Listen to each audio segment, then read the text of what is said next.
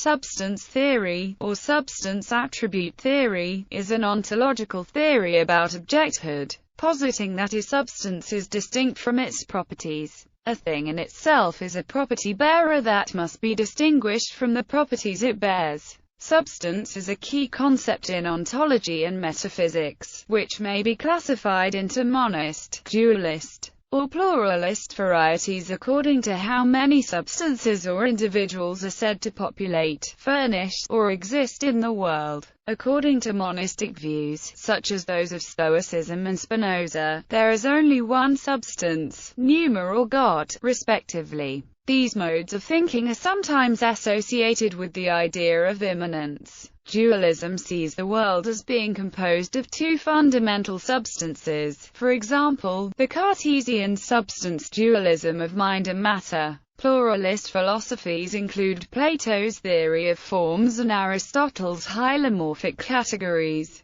Ancient Greek philosophy. Aristotle used the term in a secondary sense for genera and species understood as hylomorphic forms. Primarily, however, he used it with regard to his category of substance, the specimen or individual, qua individual, who survives accidental change and in whom the essential properties inhere that define those universals. In contrast, Plato and later Neoplatonism spoke of the objective reality of a thing or its inner reality. A substance, that which is called a substance most strictly, primarily, and most of all, is that which is neither said of a subject nor in a subject, e.g., the individual man or the individual horse. The species in which the things primarily called substances are called secondary substances, as also are the genera of these species. For example, the individual man belongs in a species, man, and animal is a genus of the species, so these, both man and animal, are called secondary substances.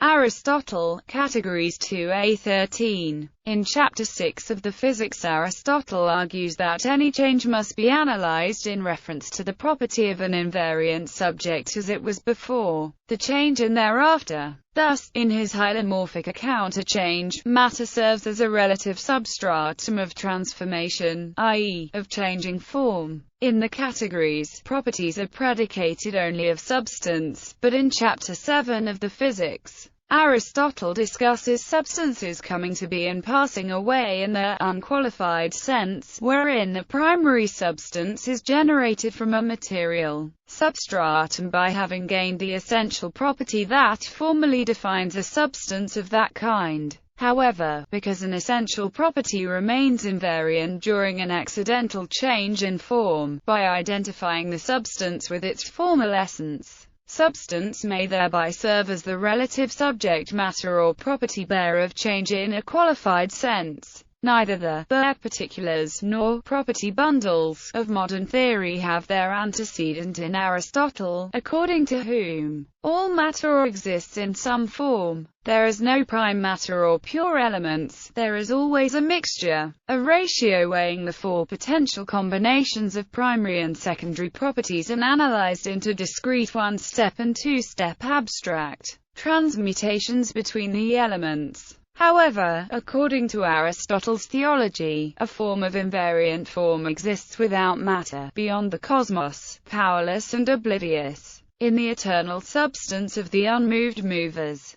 Early Western philosophy. Descartes means by substance an entity which exists in such a way that it needs no other entity in order to exist. Therefore, only God is a substance in this strict sense. But he extends the term to created things, which need only the concurrence of God to exist. Of these there are two and only two, mind and matter, each being distinct from the other in their attributes and therefore in their essence, and neither needing the other in order to exist. This is Descartes' dualism. Spinoza denied Descartes' real distinction between mind and matter. Substance, according to Spinoza, is one and indivisible, but has multiple attributes. But an attribute is what we conceive as constituting the single essence of substance. We may conceive of the single essence of the one substance as material and also, consistently, as mental. What we ordinarily call the natural world, together with all the individuals in it, is immanent in God.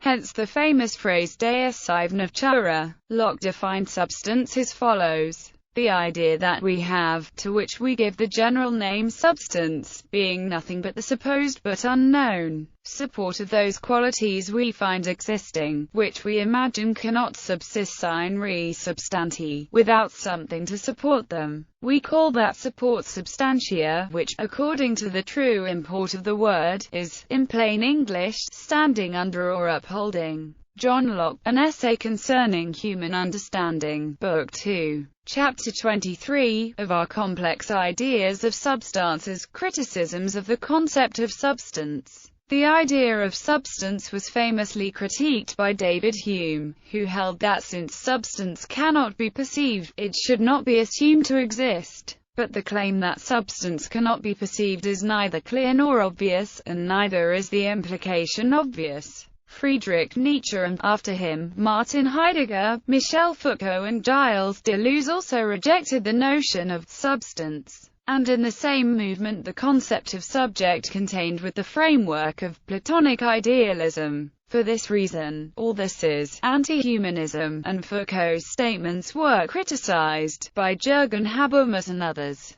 for misunderstanding that. This led to a fatalist conception of social determinism. For Habermas, only a subjective form of liberty could be conceived, to the contrary of Deleuze, who talks about a life as an impersonal and immanent form of liberty. For Heidegger, Descartes means by substance that by which we can understand nothing else than an entity which is in such a way that it need no other entity in order to be. Therefore, only God is a substance as ens perfectus amuse. Heidegger showed the inextricable relationship between the concept of substance and of subject, which explains why, instead of talking about man or humankind, he speaks about the Dasein, which is not a simple subject, nor a substance. Alfred North Whitehead has argued that the concept of substance has only a limited applicability in everyday life and that metaphysics should rely upon the concept of process.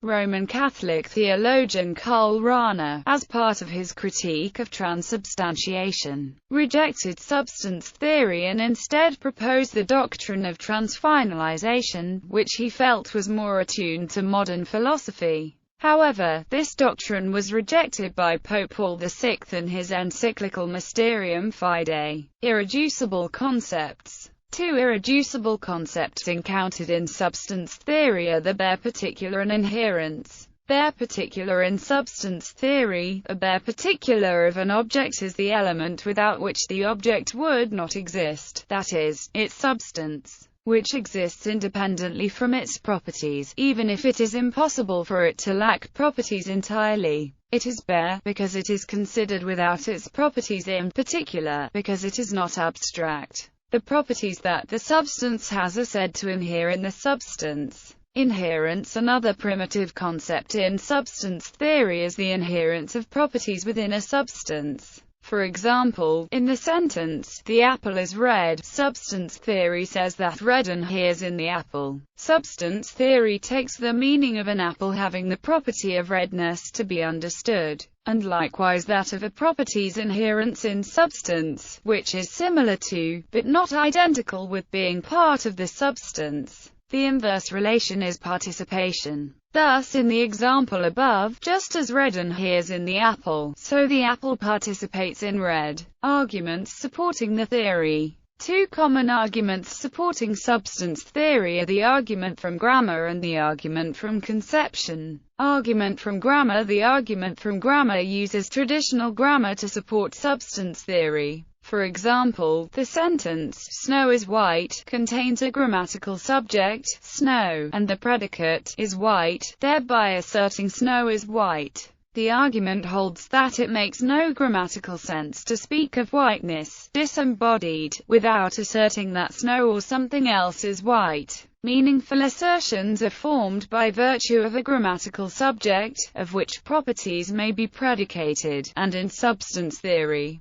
such assertions are made with regard to a substance. Bundle theory rejects the argument from grammar on the basis that a grammatical subject does not necessarily refer to a metaphysical subject. Bundle theory, for example, maintains that the grammatical subject of statement refers to its properties. For example, a bundle theorist understands the grammatical subject of the sentence, "Snow is white," to be a bundle of properties such as white. Accordingly, one can make meaningful statements about bodies without referring to substances. Argument from conception. Another argument for the substance theory is the argument from conception. The argument claims that in order to conceive of an object's properties, like the redness of an apple, one must conceive of the object that has those properties. According to the argument, one cannot conceive of redness, or any other property, distinct from the substance that has that property. Bundle theory. In direct opposition to substance theory is bundle theory,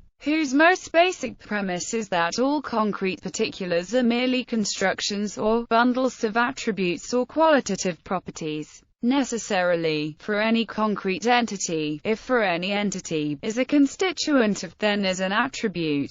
The bundle theorist's principal objections to substance theory concern the bare particulars of a substance, which substance theory considers independently of the substance's properties. The bundle theorist objects to the notion of a thing with no properties, claiming that such a thing is inconceivable and citing John Locke, who described a substance as a something, I know not what, to the bundle theorist. As soon as one has any notion of a substance in mind, a property accompanies that notion. Identity of indiscernibles. The indiscernibility argument from the substance theorist targets those bundle theorists who are also metaphysical realists. Metaphysical realism uses the identity of universals to compare and identify particulars. Substance theorists say that bundle theory is incompatible with metaphysical realism due to the identity of indiscernibles. Particulars may differ from one another only with respect to their attributes or relations.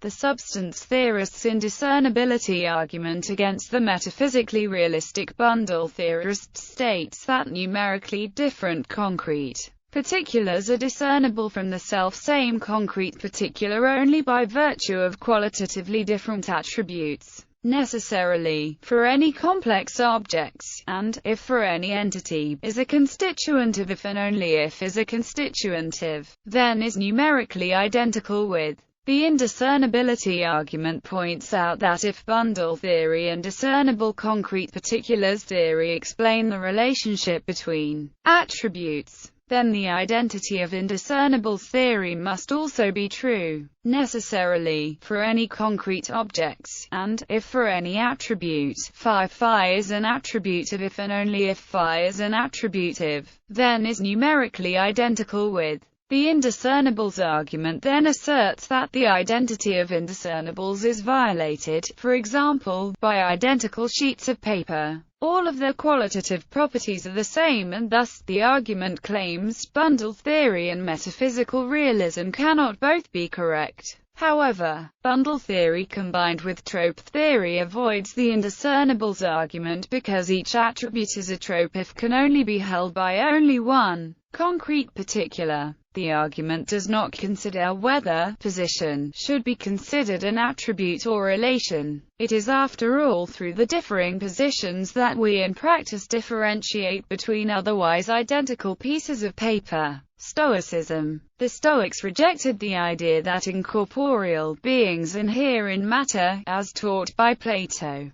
They believed that all being is corporeal infused with a creative fire called pneuma. Thus they developed a scheme of categories different from Aristotle's based on the ideas of Anaxagoras and Timaeus.